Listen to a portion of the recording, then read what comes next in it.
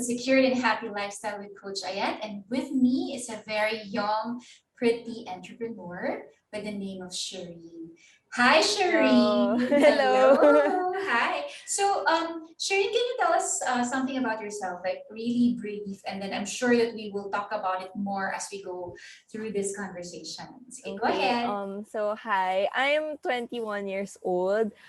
Fourth year sa Nutrition and Dietetics. I'm studying in UST. And I have a small business, which is yung Wicked Pantry. And we make cakes na customized. Yun. Ah, that's great. So tell us more about your business. So you mentioned na you are a dietitian in Yes. UST, currently in your senior year. Tama Yes, ba? yes, All right. And yes. then what is your business about? Wicked Pantry. Tama ba? Yes, yes, Okay, yes. great. Nice name. So Wicked Pantry, nag-start siya as a cookie business, pero parang sabi ko na masyado ako kasing love yung art. Mahilig ako mag-paint nung mga marami pang time ganon. So sabi ko, Oo. why not combine my two hobbies, which is cooking or baking pati yung art. So parang nangyari is ginawa kong canvas ko yung cake. So doon ako That's nagde-design. awesome. Ang So galing ng yun. concept. And I'm sure that you have time baking. Is that right? Or do you have assistants to do it for you? You just design. How does it Um, go? Ako lang mag-isa gumagawa, kaya medyo nakakapagod siya. Amazing. Naku, kailangan matikman ng Wicked Pantry pizza. Are you in Instagram also? Yes, yes. I Oh, have Instagram and Facebook. okay, cool. It's wicked_pantry. Plug lang. No problem. So guys, let's follow her and let's see, diba? I'm sure that there's a lot of cakes that you have seen, but this one is different kasi artisan siya and measure ang mga ingredients kasi dietitian siya ng ating founder ng Wicked Pantry. How long has it been? Has it been a year or um, more? nag-start siya nung mismong nag-pandemic. Ah, So, great. I think mga August yata yon ng 2020. Kasi I was thinking na parang there's so much time na parang na-stop yung oras yung parang pumasok ng school, tapos hindi ka rin makalabas ng bahay. Tapos parang sabi ko, sayang naman yung time, parang gawin na lang nating productive. Totoo. Then ayun, doon ko na siya naisipan gawin. That's actually very good to point out kasi knowing that we have a lot of what do you call this yung time in during the pandemic and it's also one way to make sure that we are busy and Mm, still very much in touch with the outside world. yes. Do you sell the cakes at the time that you founded it or parang nag-freebie ka muna sa mga friends or feedback? How did you do it? Nag-start siya muna as gift namin sa relative namin or yung mom ko, parang sa friends niya, binibigyan niya ng cakes, tapos pinapadesign niya sa akin, ganun. So parang in a way, medyo napapractice din ako from that.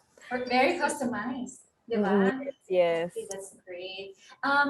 You mentioned something about studying in your senior year. Do you still wanted to continue studying? And if yes, can you tell me how you foresee yourself some years from now after graduation? Mm. So, since I'm fourth year na, parang na-pressure ako na isipin ko, hala, ano na gagawin ko after I study? Tapos parang na-mention ng dad ko sa akin na may opportunity ka to study abroad kasi we have relatives sa Australia, ganyan. But even if hindi pa siya sure, parang ina-aspire ko and iniisip ko na I can study masters sa Australia like Clinical Dietetics kasi ever since before pa, parang biology talaga. Siya yung branch ng science na pinaka na-interest ako. But then, I don't wanna be a doctor kasi takot ako sa blood. So, hindi Oo. pwede. Oo. So sa food na lang. Sa At food least na lang. specialist sa food. Yes. Uy, pero Kasi, maganda. Maganda yun, no? Parang mm, ako din nung college, parang meron din akong unsure or hindi ako 100% when I mm, chose my course. Pero sa'yo, and we both, I think, love science. Ang sa akin naman, it's more on the non-emergency or non-invasive naman yung course ko. So, mm, hindi naman ako takot sa blood, but it's really more on parang kapag nagwawala na yung pasyente. Yes, Parang yes. yun, parang gusto ko lang medyo clinically stable na sila. Mm-mm. And I also find myself na during the time na pag-graduate ako, sabi ko, what will I do? So I'm in the same boat. So I remember myself nung sinabi mo na, yes, I wanna do this, pero I'm still unsure. Yes. At the time, sabi ko, if I will get the license in physical therapy, I will have a clinic and hire physical therapists. So more on the business side of things ka Mm-mm. naman. After nun, I took up master's in business administration kasi I really wanted to know how to run a business. Are you also inclined to doing that in Australia when you continue your further studies there? Um, siguro, hindi siya kasi, 'di ba I wanted to be a clinical dietitian Yeah. sa hospital. Uh, So, um, actually, yung pinaka nag-urge sa akin to go there is medyo business side din kasi I want to have a stable life na comfortable ako and hindi ako mag-worry na, hala, ang dami kong bills to pay like that. Kasi syempre, uh, adulting 101 nakakatakot. Oo, tama, tama. And Mm-mm. I parang siguro very few ang kilala ko na nag-take up ng dietitian course. Mm-mm. And tama ka, they are found in the hospitals. One I think is in East Avenue. But that's that. Alam mo yun, yung parang, I don't know the career pathing. Pwedeng medical doctor. Tama ba? Mm-mm. Pwedeng Yes, medical yes. doctor or um, pwede ka rin sa industry ng manufacturing. Tama Yes, ba? yes, yes, Because yes, you measure things. Or yes. is it something correlated to pharma also? Or different na talaga siya? Hindi siya masyadong pharma. Medyo connected siya sa food technology, yung mga Yun. Oo. nag-experiment sa food, like yung kung paano gumawa ng biscuit na ganito, kung yung mga additives, ano yung kailangan para may preserve like that.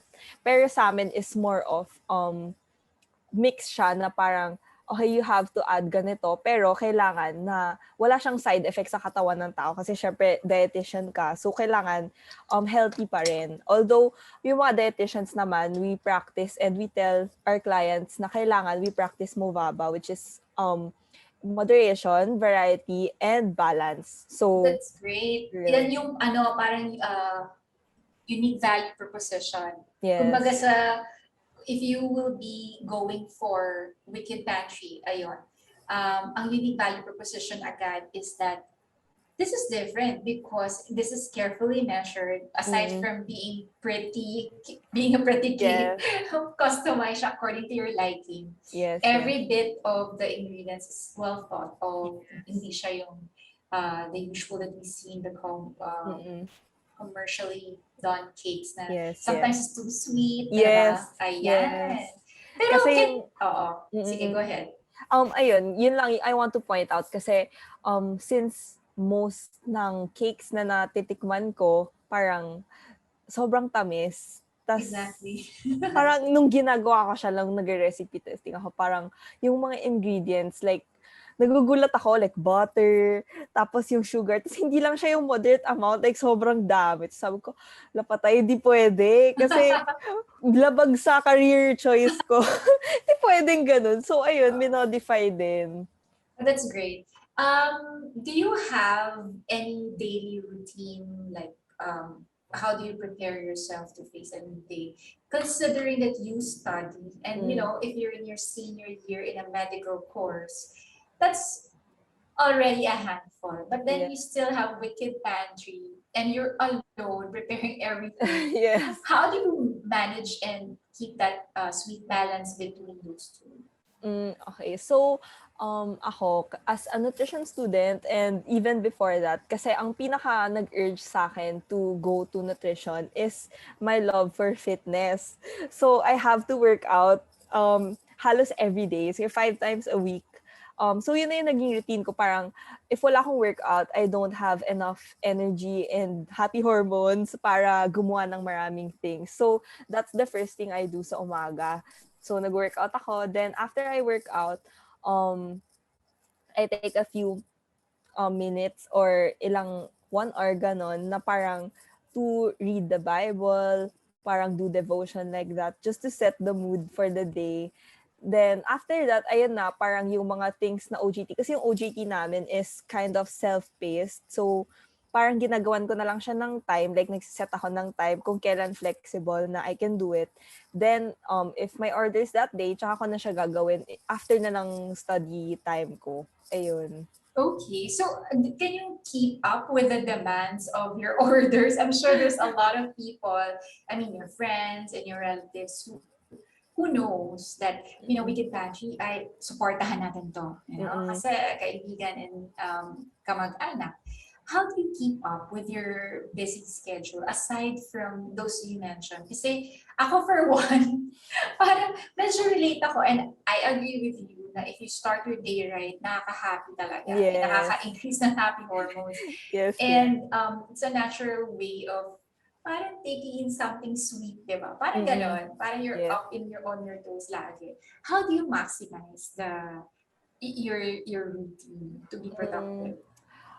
Siguro if there's one thing na tinuro sa akin ng parents ko is time management talaga na I have to finish one thing before I start another one. So parang ma-force ko yung sarili ko na hindi ako pwede maging lazy, hindi ako pwede mag-slack and mag-procrastinate kasi hindi ko matatapos yung job ko if hindi ko tinuloy-tuloy gawin. So parang kunyari, 8 to 9 is dedicated sa paggawa ng cake. So, from 8 to 10, hands off ako sa lahat ng gagawin na iba. So, kailangan nakafocus talaga ako before I finish it. Ayun. Ang ganda pala ng influence ng parents. Ano? And I think, dear parents, myself included, ayan, ano siya, it really, the kids pick up our habits as well. And that's the value that we can impart to them na, Yes. if isa-isa muna so that you can Mm-mm. focus. Kasi you'll end up getting exhausted Yes. being busy but not really being productive. Kasi pag Mm-mm. wala ka natatapos, di ba? Parang Yes. it's also not, well, efficient and effective. Yes. Yan. Nakaka-overwhelm din. Oh. Nako, parang ako curious ako dito kay Wicked Pantry. I hope that we can, send us a picture and your handles in your social media so Yes. that our viewers and listeners can follow your social media platforms. Okay, okay. And going back, so you mentioned that August last year is when you started Wicked Pantry. And you did mention backstage. Yes, backstage. Na, you started having it taste tested by your close relatives, your family, for that matter, and your mom is actually the Mm-mm. one you're asking for the customization, or Yes. you ask them for the design, but you design it yourself, diba? Mm-mm. So there's no same cake at the same time kasi, di ba, it's all unique. Tama ba ako? Tama ba yun? Yes. But may mga instances na kunyari, I created this cake. Parang recently na, kunyari, I created this cake. May mga few clients na parang, I want the exact same cake. So, nare-reproduce siya kung ano yung dinesign ko. And parang nakaka-warm ng heart kasi Oo. ibig sabihin, nagustuhan talaga nila para ipagaya nila as is. Ayun. Oo. And given that it's just you, di ba? Yeah. It's really made out of love and Yes. effort, di ba? Kasi Yes. parang, nako, ito ginawa ni Shereene, di ba? Yes. Kailangan namnamin kong every bit of it. Kasi sobrang, it's so nice, no? So, as a business or as an entrepreneur, how do you find doing this as a part of your life as a young adult? Kasi, di ba, parang I agree with you. I'm also kind of happy in terms of doing many things, and tama din si parent na you Mm-mm. have to focus to open and close a project. Yes. As an entrepreneur, how's your journey so far? Being very busy and in demand most of the time. Ayan. Siguro as an entrepreneur, hindi natin ma-avoid talaga yung challenges. Kasi, of course, lalo na nasa food industry ka, parang sobrang laki ng risk na, hindi lang risk, parang ang laki ng mga factors na pwedeng maka-affect sa business mo. Kasi parang ang bilis You spoil it, manipulate. Shereen. Yeah, Yes. yeah, oo. Yes, mabilis ma-manipulate like kung ano yung reputation ng brand mo. So parang for me, hindi talaga kaya i-please lahat ng tao. Like sa designs mo. Kanya ikaw, sobrang satisfied ka na with yung outcome ng cakes. But yung client pala, they wanted more. Parang ganon. So for me, parang at times nakaka-demotivate siya. But at the same time, nakaka-motivate din siya. Nakaka-challenge. 'Di Sobrang ba? nakaka-challenge. But it's a good problem kasi when they give Yes. feedback, and I'm big on this as well, and this is what I do here in the office. If I am doing well, quieting clients, I give survey for Mm-hmm. feedback so that I can improve on Yes. whatever, or we can improve our processes on how Yes. we can service them better. Mm-mm. If not, di ba parang malungkot yun kasi parang average Joe lang ang dating. Kasi Mm-mm. we cannot delight the customers, di ba? So in business, and this is what I learned that I want to also impart to our viewers and listeners. There are actually certain points in your business wherein you are meeting expectations, but there's also delighting the customers, which is giving you more demand Yes. and will have your brand distinct from other competitors. And Yes. I think that's what Wicked Pantry is like, diba? Yes. Kasi Yes. customized artisan and stuff. Uh-uh. So nice. So, um, I'm sure that your business has been affected in the during the pandemic because of. Did you have any problem or Yes. challenges from the suppliers or from the people who's buying it? Kasi I understand naman that we're all online, so it's Yes. easy Yes. to just pick up the phone and grab it to their place. Mm-mm. Pero yung suppliers, where you're getting the raw materials or the food ingredients, yan. Yes. Was there ever an instance that, if not that, the spoilage rate or you where you house it, the inventory, Uh-uh. how did So, you go about it?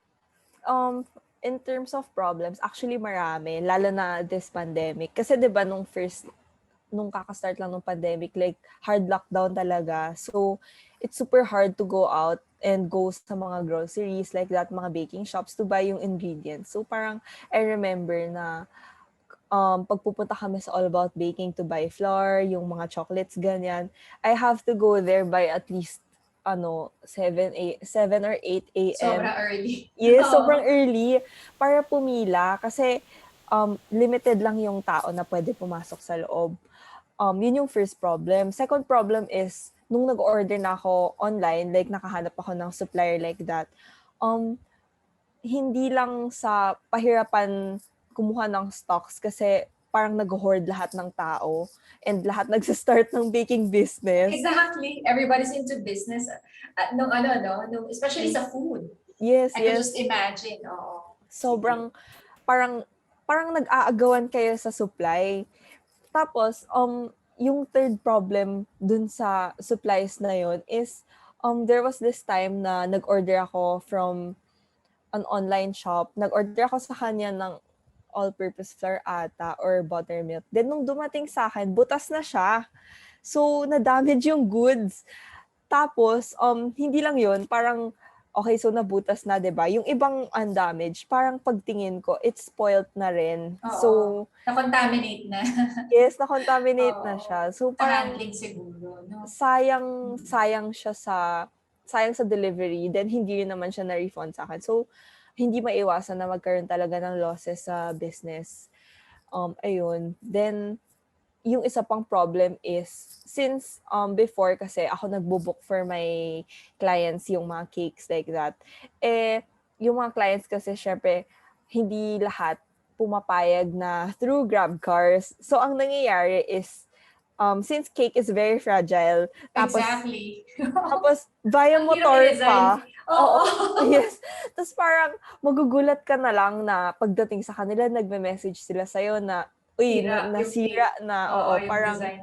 it's not only yung effort mo na sayang, yung ingredients mo rin. And at the same time, medyo nakaka-affect din siya ng brand. So, Exactly. Oo. So, di ba parang there are some controllable and uncontrollable in terms of yes. what you mentioned. And having to know all the issues and concerns in the business, that means that you're really hands-on. Yes. Pangalawa, it's good because there's customer feedback and you welcome it. Mm-mm. What I would like to point out is that given those issues, di ba, I'm sure meron kang business contingency plan. How Mm-mm. did you now solve it na dapat hindi na to mangyari ulit? Yung scarcity of supplies, yung sa design and handling, and then finally yung how can I replicate na just in time dapat yung mga dating na mga supplies ko as the Mm-mm. demand calls for it. Do you have any drafted contingency or how did you solve those kinds of concerns? So for the scarcity ng supplies, may tinatawag kami na par stock. Yung may minimum amount of stock kami na if umabot to that point, we have to reorder na para hindi Yeah, kami maubusan. oo, Oo. tama. Then yung for the delivery naman, hindi na kami yung nagbo-book para hindi na rin kami yung may Masisisi. kasalanan. Oh, Oo, yes. tama naman. Maganda Mm-mm. yun maganda yun Mm-mm. na parang contingency na since it's your cake, 'di ba? If you can pick it up. Do you guys allow pickups or Yes. you do? Okay, Yes. great. We encourage pickups talaga Okay. kasi at least safe and sila mismo yung kumuha. Tapos hindi rin siya mami-mishandle or like kunyari if yung rider hindi naman natin alam if asymptomatic siya or what. So at least pag sila mismo kumuha, wala ring any hazard. Um, ayun, I think it's that. And right now, parang we recommend palagi na they have it booked via car na lang para for sure na hindi na siya masira. Do Ayun. you have you considered having a courier at this point that you're still starting, or do you in any way see it in the longer run na might as well have somebody really courier for me? Is it mas matipid on your part, or how do you plan it? Do you Mm-mm. have any types of what do you call it? Drafted notes in terms of I will be able to save this much if I don't use this, or so that I don't have to pass it on to the clients. Mm. So for that, actually na-try ko na siya na kumausap ako ng kuya, then parang I hired him for I think ilang weeks din yon na parang Oo. siya na yung naging personal rider, ganon. Yeah. Kasi he knows how to handle cakes like that. But then parang on my part, parang nakaka-stress siya isipin. Kasi Oo. hindi ko naman always hawak yung oras din ni kuya kasi syempre may iba rin naman siyang Parang ginagawa. on And call. On mm, call siya bale. Okay. yes. Like may ibang work din naman siya. So, hindi rin niya ako makikater all the time. Kunyari, tinext ko siya na, Kuya, I have some cakes to be delivered. Pwede ka ba? Ganon. So, parang if hindi siya pwede, parang hindi ko na alam kung paano rin papadalahin. So, kaya nag-result na lang rin ako to, ayun, Have I the asked, clients book for yes, themselves. What's yes. the fascinating part of being in the business? So, for example, should you say, for example, diversify your business now, it's really food, and then you like doing it. Once you get to be busy when you study abroad, you mentioned that you wanted to or continue to study more on dietetics, tama ba? Yes, And yes. you wanted to be in a hospital setting. Do you wish to continue Wicked Pantry here, or will you expand Wicked Pantry in the in the other country?